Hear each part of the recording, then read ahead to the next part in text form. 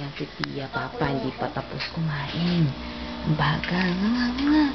Ayan, pandesal. Yun si Kuya, natapos natin ang ubos ang lactong. Ayan. Tapos ayan na po siya. Ayan. Sige na, toothbrush na. Bilisan mo na, maliligo pa. Huwag kang sumampa na ng ganyan. Si Lola, gising na.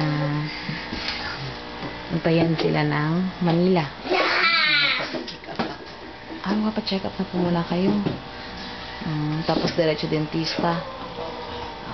Sige, ingat. Kain na po kayo. Nakainit na po yung ulam. May kanin. Luis. Ako ng gargali. Sige. Say, toothpaste mo. Bilis. Ako daw. Bilisan kasi kilos. Maliligo pa eh. Kunti lang. Sige na. Ayos, huwag akong sumampa. May upuan na nga kinuha. Sige, toothbrush. Sandali ha. Yung loob, taas ha. Taas, baba. Ayan, Papa. Ito naman yung babae. Ayan. Hindi siya kumakain. Ano? Kumagat na ba ulit? May anto.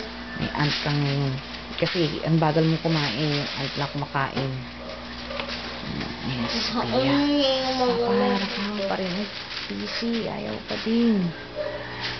Wala pa. Madali lang po. Hi.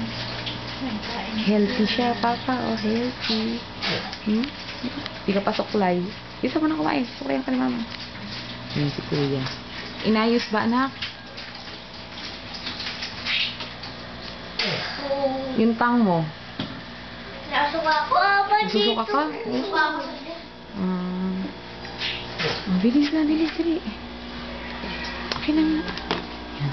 Yan, spray siya, papasuklay. Basa pa yung hair niya, iipitan. Haba na ng hair, oh. Ayun, oh. Haba na hair niya. Sa may puwewet mo na. Oo, hindi na sa puwewet. Ang computer, ayaw pa rin eh. Wala akong magbubuko. Sige na, bilisan mo na kumain. Ayan. Sige na, bilisan mo na.